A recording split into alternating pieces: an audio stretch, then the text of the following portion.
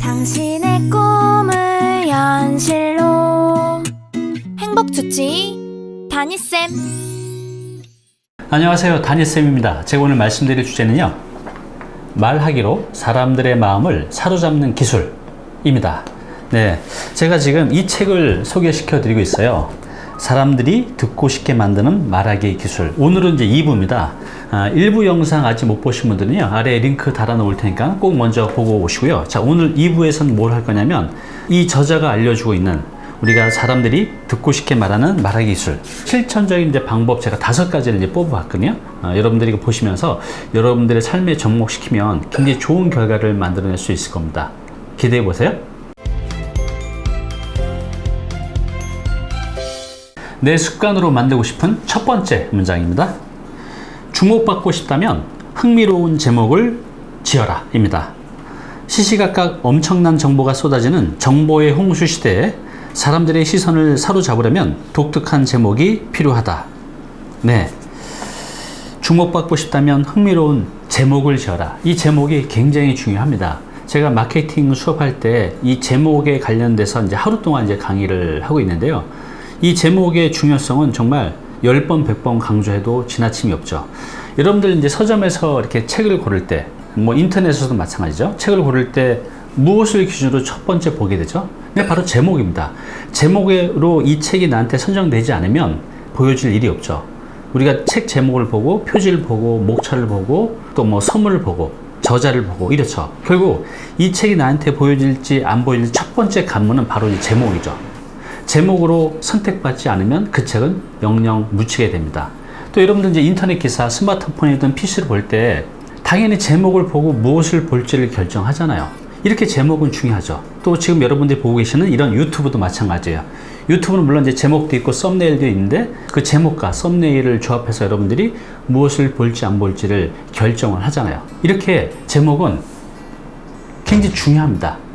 내가 선택되지 않으면 묻혀버리는 거니까요. 자, 그래서요, 제가 여러분께 이제 선물을 이제 드리려고 하는데, 그 제목 짓는 방법에 대한 소책자가 있어요. 제목이 뭐냐면, 메일 오픈율 2배 이상 높이는 방법. 여러분들 메일 쭉 오면 그 메일 중에서 제목을 보고 이걸 볼지 말지 결정을 하잖아요. 제목이 확 끌리면 그 메일을 이제 오픈하게 되죠. 그래서 여기는 제목을 이제 짓는 방법에 대해서 제가 요약을 해 놓은 건데요. 자, 요거의 내용에 대해서는 밑에 링크 달아 놓을게요. 여기다 여러분들이 메일 남겨두시면 제가 보내드리겠습니다. 소책자인데 이제 책으로 보내드리는 게 아니라 PDF로 된 소책자입니다. 이거 보내드릴게요. 그리고 또 하나, 여기 보면 제목 만들기 12가지 법칙이라는 이제 책이 있어요. 이 책이 비교적 쉽고 제목을 어떻게 다는지 또 어떻게 만드는지를 이해하는 데 좀 도움이 되실 것 같습니다. 그래서 이 책도 기회되면 한번 읽어보시고요. 굳이 뭐 이 책 사기 귀찮으신 분들은 밑에 메일 남겨두시면 제목 만드는 방법, 그 소책자 보내드리겠습니다. 내 습관으로 만들고 싶은 두 번째 문장입니다. 처음부터 연설의 목적을 밝혀라. 연설 도입부에 연설의 목적과 특징을 이야기하여 청중의 호기심을 불러일으켜야 한다. 그렇지 않으면 청중은 연설의 목적을 오해하거나 연설에 대한 흥미를 잃을 수 있다 입니다. 저도 이렇게 처음에 할 때 항상 이렇게 하잖아요.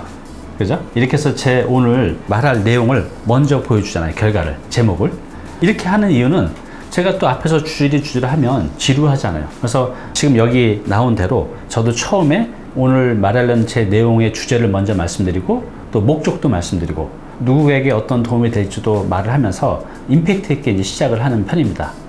이렇지 않으면 여러분들이 지루하실 거 아니에요. 그래서 여기 나온 대로 처음부터 연설의 목적을 밝히는 게 중요합니다. 여러분들이 강의를 하든 아니면 이제 유튜브를 하든 아니면 블로그 글을 쓰는 것도 다 마찬가지예요. 이런 식으로 처음에 목적을 밝히는 게 굉장히 중요합니다.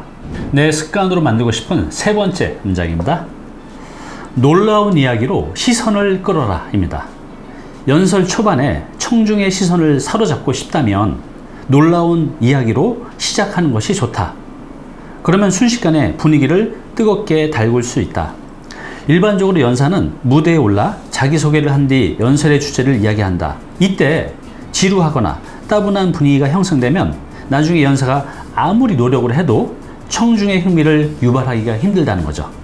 하지만 이야기로 연설을 시작한 뒤 객관적인 근거와 수치를 제시한다면 청중의 호기심을 불러일으킬 수 있다. 이렇게 연설 초반에 놀라운 이야기로 청중의 시선을 사로잡으면 계속 좋은 분위기를 유지할 수 있다. 네, 저도 외부 강의나 이제 세미나를 많이 하는데요. 여기 나온 대로 연설 초반에 또 강의 초반에 흥미를 사로잡지 못하면요, 강의 내내 되게 힘들어집니다. 그런데 초반에 이렇게 호기심과 재미를 딱 잡고 가면 저도 그렇고 듣는 분도 그렇고 강의하는 내내 좋은 분위기를 만들어 갈 수 있습니다. 근데 이제 가장 효과적인 방법이 놀라운 이야기로 시선을 끌어라 라고 되어 있잖아요. 자, 만약에 제가 이제 막 강의를 시작하는데 이렇게 시작한다고 한번 해볼게요. 예를 들어서 여러분, 제가 얼마 전에 충격적인 얘기를 하나 들었는데요. 한번 들어보실래요? 이렇게 얘기를 하면 어때요? 확 관심이 끌리죠. 또는 얼마 전에요, 제가 50대 남자를 만났는데요. 글쎄, 아주 간단한 방법으로 1년에 30억을 벌었대요. 어떻게 벌었는지 아세요? 자, 이렇게 하면 여러분도 어때요? 흥미가 딱 끌리죠. 또 하나 예를 들면, 시청자 여러분, 단 1분 만에 이성의 호감을 끄는 방법을 아시나요? 자, 이 방법 제가 알려드릴게요. 한번 들어보세요. 자, 이렇게 제가 말씀드린 대로 이 강의 초반에 사람들의 호기심을 딱 이끌고 가는 거, 특히 이제 이렇게 스토리로 얘기하는 게 굉장히 좋은데요. 강의를 굉장히 잘하는 이런 프로 연사들은요, 거의 예외 없이 이런 이제 스토리텔링 기법을 많이 씁니다. 네, 저도 제 유튜브에 보면요, 제가 어떤 주제를 얘기할 때 이와 관련된 스토리 또 사례들을 많이 활용을 하고 있습니다. 이렇게 하면 여러분들이 이해하기도 더 쉽고 또 집중이 좀 더 잘 된다는 거죠. 근데 이런 이야기는요, 굉장히 뭐 놀라운 얘기까지는 필요 없어요. 여러분들 주변에 있는 이야기로 시작을 해도 사람들은 충분히 집중을 할 수가 있습니다. 그리고 특히 이런 이제 유튜브를 처음 하시는 분들, 또 강의를 처음 하시는 분들께는 특히 이런 스토리텔링 기법이 굉장히 좋아요. 왜냐하면 되게 긴장되잖아요. 근데 내 주변에 있는 얘기를 시작하면서 하게 되면 긴장도 풀리고 그러면서 자연스럽게 이 강의를 이끌어갈 수가 있습니다. 특히 이제 강의를 처음 하시는 분들, 또 유튜브를 시작하시려는 분들은 자신 주변의 어떤 사례나 이야기로서 시작하는 것들을 한번 권해드립니다. 영상 도움이 되셨나요? 당신의 구독은 저에게 큰 힘이 됩니다. 내 습관으로 만들고 싶은 네 번째 문장입니다. 시카고 대학교 데이비드 맥닐 박사의 연구에 따르면 몸짓은 언어와 밀접한 관계가 있으며 손짓은 연사의 생각을 좀 더 수월하게 표현할 수 있게 도와준다. 제스처는 연설에서 아주 중요한 역할을 한다 라고 이제 말을 했습니다. 이 연설의 연은요, 말 그대로 연기를 한다는 뜻입니다. 따라서 연사는 연설 내용에 어울리는 표정과 제스처로 연기를 할 필요가 있다. 생동감 있는 연설을 해야 청중에게 깊은 감동을 준다. 이때 연설을 보다 풍성하게 만들어주는 것이 바로 제스처다. 네, 우린 이런 이제 제스처를, 이 바디랭귀지를 굉장히 잘하는 사람들을 주변에 볼 수가 있어요. 어때요? 그분들이 강의를 들어보면 좀 더 전달이 잘 되죠. 미국의 메라리언 박사 침묵의 메시지라는 책에 어떤 내용이냐면요, 의사전달에서 가장 중요한 것은 바디랭귀지라고 합니다. 왜냐하면 우리가 의사표현을 하는 것이 100%라고 한다면 여기서 이 바디랭귀지가 내용 전달하는 데 있어서 55% 이상을 차지한다고 합니다. 이만큼 이 바디랭귀지가 굉장히 중요해요. 우리 주변에 이렇게 바디랭귀지를 통해서 의사전달을 잘하는 분들 우리 충분히 볼 수가 있잖아요. 그래서 여러분들도 바디랭귀지를 연습이 좀 필요한 것 같아요. 저도 그 부분이 부족한데 여러분도 조금 연습해 보시기 바랍니다. 이와 관련해서 책을 두 권 소개시켜 드릴게요. 그냥 쉽게 볼 수 있는 책인 것 같습니다. 몸짓 읽어주는 여자, 또 성공의 바디랭귀지. 이 책을 보시면 여러분들이 이 바디랭귀지가 내가 사회생활을 할 때, 의사소통할 때, 또 강의를 할 때, 세미나를 할 때, 또 저처럼 유튜브를 촬영할 때 이게 얼마나 중요한지, 저도 지금 이렇게 바디랭귀지 했잖아요. 알게 됩니다. 그래서 우리가 말을 하면서 그 말에 맞는, 그 말에 적절한 이 바디랭귀지를 효과적으로 할 수 있다고 하면 이런 강의나 세미나나 인간관계를 가져갈 때 굉장히 좋은 결과를 만들어낼 수 있습니다. 내 습관으로 만들고 싶은 마지막 5번째 문장입니다. 생동감 넘치는 표정은 연설을 훨씬 풍성하게 해준다. 유명한 연설가 데일 카네기는 루즈벨트 대통령을 가리켜 표현력의 대가라고 평가했다. 루즈벨트는 풍성하고 생동감 넘치는 표정으로 연설을 더 매력적으로 이끌었다. 프랑스 대문호 빅트로 위고는 말했다. 사람의 표정은 마음의 거울이다 라고 이제 말을 했다고 합니다. 자, 가장 좋은 것은 자연스럽게 나오는 표정이다. 연설의 내용에 따라 즐거우면 미소 짓고 슬프면 안쓰러운 표정을 짓는다. 표정과 함께 전달되는 이야기가 청중에게 더 깊은 인상을 남기는 것은 당연하다. 네, 여기 보면 이게 뭐죠? 이모티콘이죠. 우리가 이런 이모티콘은 10마디, 100마디를 표정 하나로, 이 감정 표현 하나로 다 전달이 가능하죠. 그래서 우리가 그림 하나로도 이렇게 엄청난 많은 정보를 전달할 수 있는데, 우리가 갖고 있는 이런 얼굴 표정으로 많은 것을 이제 전달할 수가 있다는 거죠. 그래서 특히 저와 같이 강의나 또 이렇게 유튜브를 하시는 분들도 이런 표정이 굉장히 중요하지만, 우리 일상에서 여러분들도 많은 사람들을 수도 없이 만나잖아요. 그분들을 만날 때 어떤 표정으로 하냐에 따라서 많이 달라진다는 거죠.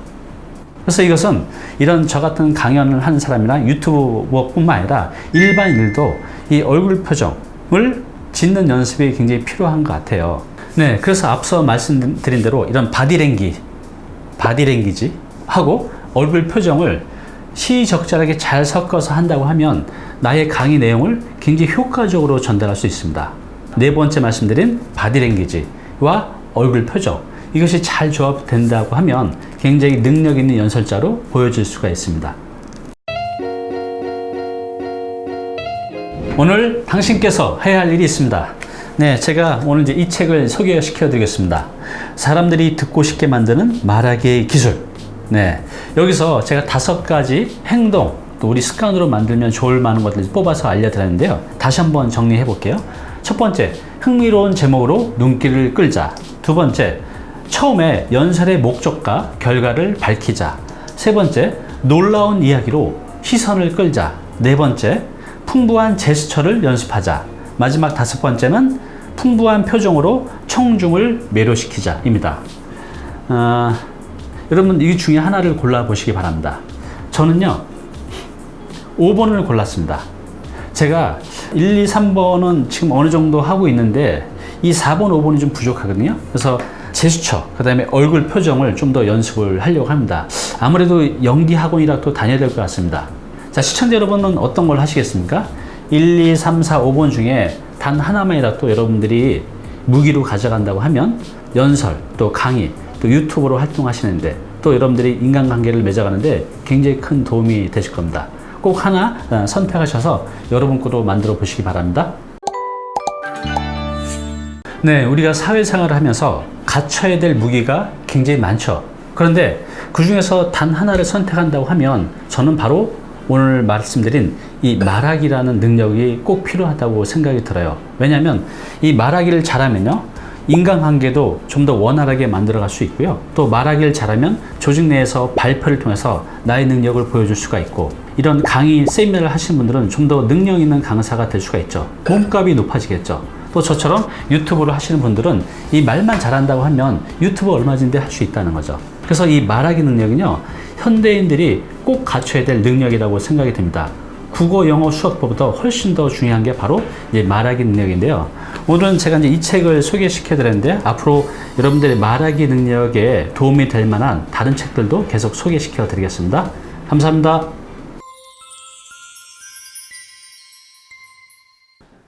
네, 오늘 정보 도움이 좀 되셨나요? 앞으로 이런 정보 계속 받아보실 분은요, 여기 구독 부탁드리고요. 그 다음에 오른쪽은 제가 추천하는 영상입니다. 꼭 한번 보시기 바랍니다.